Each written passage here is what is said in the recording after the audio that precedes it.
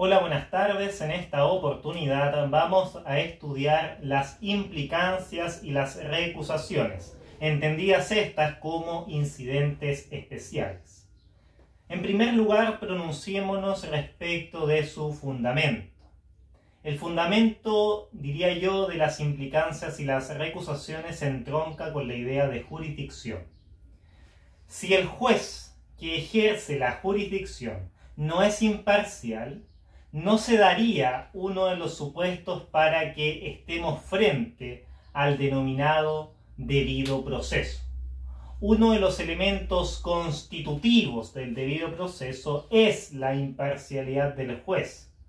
Y por lo tanto, para resguardar esa imparcialidad, se han establecido mecanismos conforme a los cuales se puede solucionar ciertos problemas de imparcialidad o de parcialidad, en términos más estrictos. Uno de esos mecanismos en conformidad a los cuales se puede salvar la imparcialidad en un procedimiento judicial es básicamente las implicancias y las recusaciones que nos conducen a solucionar el problema en torno a la incompetencia accidental o también llamada la incompetencia subjetiva del juez o la incompetencia subjetiva dentro del procedimiento judicial. Bien, ¿qué son básicamente las implicancias y las recusaciones? Vamos ahora hacia su concepto. Las implicancias y las recusaciones son inhabilidades de las que adolecen los jueces y otros auxiliares de la administración de justicia, pues existe una falta de imparcialidad. Reitero esta idea. Las implicancias y las recusaciones son inhabilidades de las cuales pueden adolecer los jueces y otros funcionarios de la administración del Estado, de la administración de justicia, porque existe una falta de imparcialidad, o en otras palabras, se da la hipótesis de incompetencia subjetiva. Las implicancias difieren de las recusaciones en que éstas son de orden público. Las implicancias son de orden público y por lo tanto operan ipso iure, de pleno derecho, y por lo tanto han de declararse de oficio. Las implicancias se declaran de oficio por parte del juez.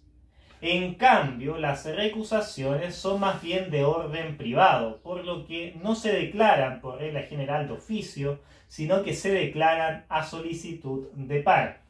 Ahora, las causales de implicancia naturalmente son mucho más rigurosas, de mucha mayor cercanía con el juez y con los otros funcionarios de la administración de justicia que las recusaciones. Las recusaciones suponen causales de una mayor lejanía respecto en contraste con las implicancias.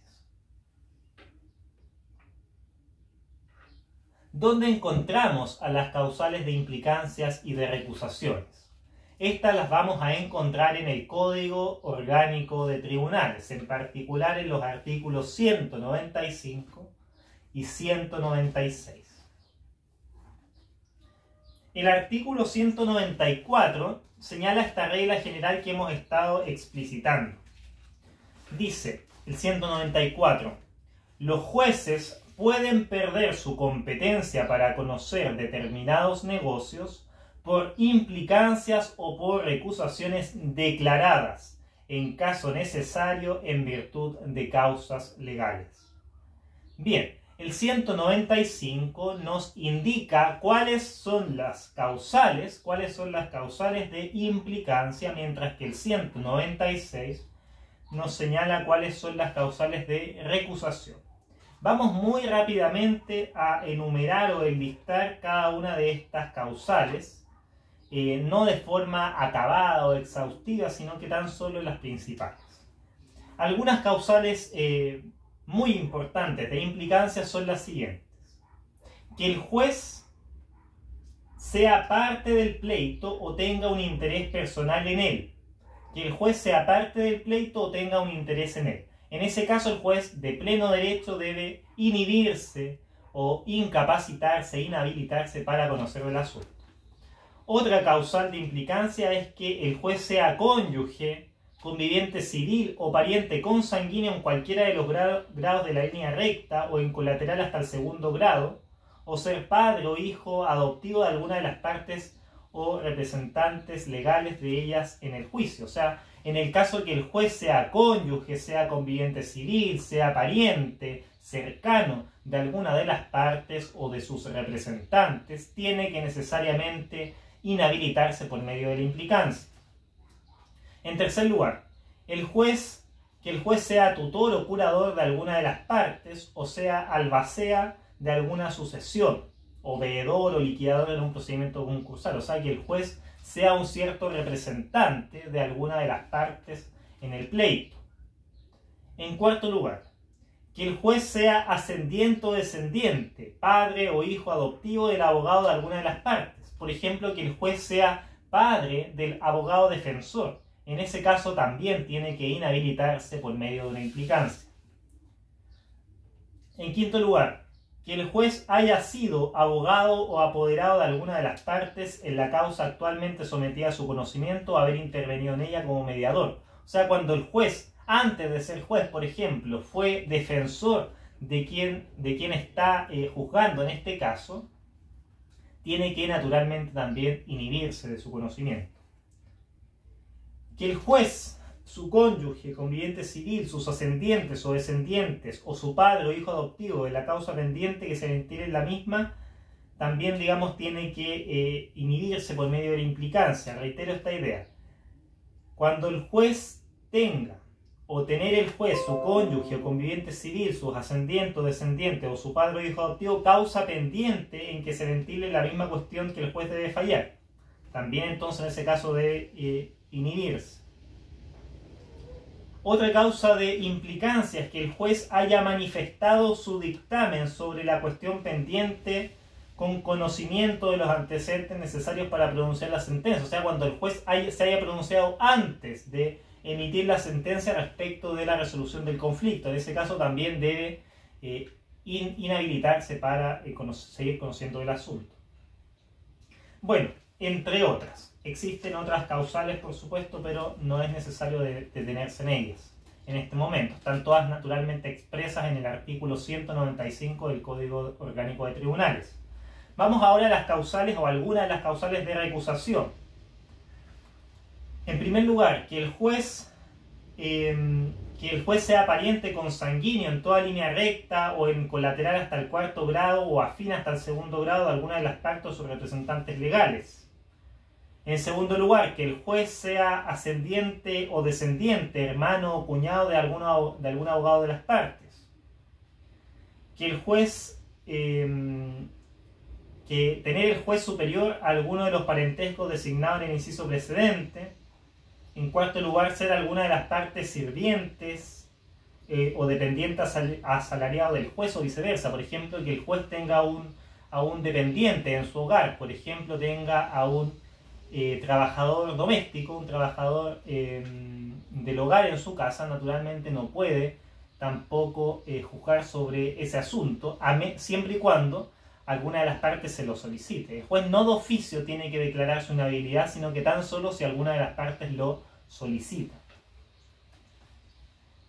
En quinto lugar, ser el juez deudor o acreedor de alguna de las partes o de su abogado, o serlo su cónyuge o conviviente civil, o alguno de sus ascendientes, descendientes o parientes colaterales dentro del segundo grado. Por ejemplo, que el juez sea acreedor del abogado de alguna de las partes. O sea, al juez le debe dinero uno de los abogados, por lo tanto tiene una manifiesta enemistad, supongámoslo en esos términos. También, si es que alguna parte lo solicita, el juez debe recusarse. Bien, que alguno de los ascendientes o descendientes del juez o parientes dentro del segundo grado tengan alguna causa pendiente con alguna de las partes. Bien, existen diversas otras causales de recusación. Me interesa, por ejemplo, la del número 15. Dice, tener el juez con alguna de las partes amistad que se manifieste por actos de estrecha familiaridad. O sea, si el juez es amigo de alguna de las partes, la contraria naturalmente puede solicitar que el juez se inhiba de su conocimiento. Ahora, el 16, la causal número 16 dice: tener el juez con alguna de las partes enemistad, odio o resentimiento que haga presumir que no se haya revestido de la debida imparcialidad. Ya en ese caso también se puede solicitar la recusación. Bien, y existen, reitero, varias otras causales. Bien, eso entonces en términos globales respecto a sus causales. Vamos ahora a la oportunidad procesal para poder solicitar esta implicancia o recusación. Y frente a esto hay que distinguir dos situaciones. Si la causal de implicancia o de recusación existe al momento de iniciarse el juicio, o bien la causal de implicancia o recusación sobreviene después de iniciado el juicio. Veamos la primera. Si la causal de implicancia o recusación existe al momento de iniciarse el juicio o intervenir la persona inhabilitada, el incidente debe promoverse antes de cualquier gestión ante el tribunal. Debe realizarse antes de cualquier otra gestión en el tribunal. Eso es lo primero que debe hacerse, si no habría una especie de consolidación de esta situación jurídica. Ahora, si la causal sobreviene después de iniciado el juicio, el incidente debe formularse tan pronto se tenga conocimiento de él, salvo que se trate de una causal de implicancia, porque en ese caso no puede ser rechazado por inoportuno en el incidente.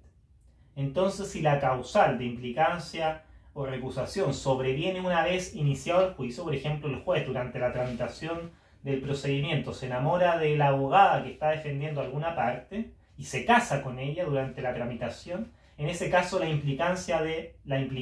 causal de implicancia va a sobrevenir una vez que ya inició el juicio.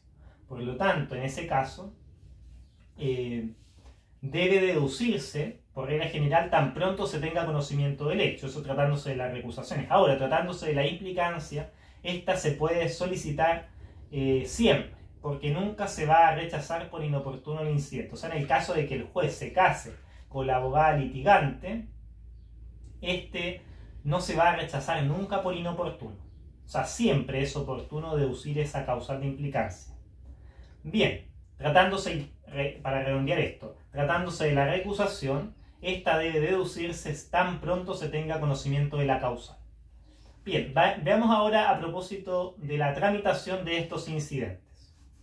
Veamos la tramitación o la sustanciación de estos incidentes. En primer lugar, se debe presentar la solicitud mencionando cuál es la causal de implicancia o de recusación, indicando precisamente cuál o cuáles son las causales de implicancia o de recusación. Luego, el tribunal debe realizar un estudio formal de la causal, en el caso concreto, y para ello, si es que existe algún tipo de duda, existen hechos pertinentes o controvertidos y sustanciales, podría solicitar prueba. Podría abrir un término probatorio en ese caso. Ahora, luego, el tribunal puede tomar una de las siguientes opciones. Una vez que ya ha realizado ese examen formal, el tribunal debe tomar una decisión. Esa decisión o esas opciones son las siguientes. En primer lugar, podría rechazar de plano la solicitud de implicancia o recusación. Esa sería la primera opción. Podría rechazar de plano la solicitud de implicancia o recusación o esta solicitud incidental esta solicitud de implicancia o recusación, si es que no se cumplen las causales. Si es que el juez, por ejemplo, estima que no se cumple alguna de las causales. Se le dice al juez que se recuse por el hecho de que él es enemigo del abogado, pero resulta que, a juicio del juez, él ni siquiera conoce al abogado en términos personales. Así que en ese caso o en términos familiares. Y por lo tanto, el juez simplemente podría rechazar de plano esa causal de recusación, que es la del número 16 del artículo 196 del Código Orgánico de Tribunales. Ahora, la segunda opción es que el tribunal dicte una resolución que declare bastante la causal. La segunda opción es que el tribunal dicte una resolución en que declare bastante la causal. A esto se le conoce en la práctica como el bastanteo. Bien, entonces en esta segunda opción, cuando el tribunal considera bastante la causal o la considera, en otras palabras, suficiente, tiene dos opciones. En primer lugar, el tribunal, una vez que ya ha declarado suficiente o bastante la causal, podría declarar sin más trámite la inhabilidad. El tribunal podría declarar sin más trámite la inhabilidad. O también podría someterla a tramitación incidental. En caso contrario, en caso que no se declare sin más trámite la inhabilidad, puede someter esta solicitud de implicancia de recusación a la tramitación incidental. Y en tal caso va a comenzar este procedimiento accesorio al juicio. Bien, ese entonces sería el esquema en cuanto a su tramitación. Lo reitero muy sucintamente. En primer lugar, el tribunal podría rechazar si es que no se cumple la causal. O en otro caso, o en caso contrario, el juez podría aceptarlo, o que es lo mismo, o aceptar, digamos, la procedencia. Aceptar la procedencia y en tal caso está señalando que declara bastante la causa, o la declara suficiente. En tal caso podría tomar una de las siguientes dos decisiones. En primer lugar, podría declarar su inhabilidad sin más trámite, o en segundo lugar, podría someterla a tramitación incidental. Y por lo tanto va a venir un término probatorio incidental, se va a recibir el incidente a prueba en caso de existir hechos controversiales, pertinentes y sustanciales, y se va a seguir todo ese procedimiento regulado en el artículo 82 y siguientes del Código de Procedimiento Civil. Veamos ahora cuáles son los efectos de la resolución que resuelve el incidente. O sea, ahora estamos situados en la hipótesis en que el tribunal ha decidido someter a tramitación incidental la implicancia o la recusación respectiva. ¿Cuáles son los efectos de la resolución que resuelve el incidente? Aquí hay que distinguir, en primer lugar, si se rechaza este incidente de implicancia o recusación, se va a condenar al solicitante a las costas y también a multas. Si se rechaza, se va a condenar al solicitante a las costas y a multas. En cambio, si se acepta la implicancia o la recusación, el funcionario afectado queda inhabilitado para intervenir en ese asunto a so pena de casación en la forma. O sea, si se acepta la implicancia o la recusación, el funcionario aceptado queda ipso iure inhabilitado para intervenir en el asunto. Pero si el funcionario sigue interviniendo a pesar de esta implicancia o recusación aceptada, ese procedimiento va a quedar viciado y posteriormente va a poder ser anulado por medio de la casación en la forma. Bien, y para terminar esta cápsula en torno a las implicancias y a las recusaciones, analicemos, estudiemos muy brevemente una institución singular. ¿Cuál es la recusación amistosa? La recusación amistosa, que es naturalmente una facultad de la parte, o sea, no es obligación, no es un imperativo, es tan solo una facultad. Esta se trata de una figura que se encuentra regulada en el artículo 124 del Código de Procedimiento Civil. O sea, reitero, es una figura regulada en el artículo 124 del Código de Procedimiento Civil, que señala que el solicitante, antes de formular el incidente de recusación, puede recurrir al juez o al tribunal del que forma parte, podría exponerle la causal y solicitarle en términos respetuosos que se declare inhabilitado sin más trámite. Entonces esta es una situación particular cuyo fundamento se encuentra en el principio de economía procesal y señala que el solicitante podría, antes de formular, mejor dicho, el incidente de recusación, antes de formular el incidente, puede acudir en términos respetuosos al juez de la causa y esgrimirle la causal y solicitarle que se declare inhabilitado sin más trámite.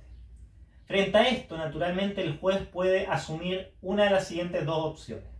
En primer lugar, podría aceptarlo, podría acoger esa recusación amistosa y en tal caso se va a declarar inhabilitado.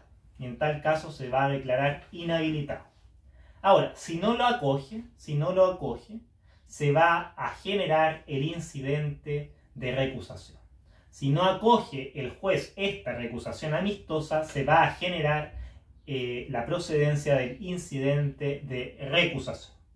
Bien, con esto damos por finalizada esta cápsula en torno al estudio de las implicancias y a las recusaciones. Espero hayan sido claras las exposiciones o las explicaciones y nos vemos en una próxima oportunidad. Hasta pronto.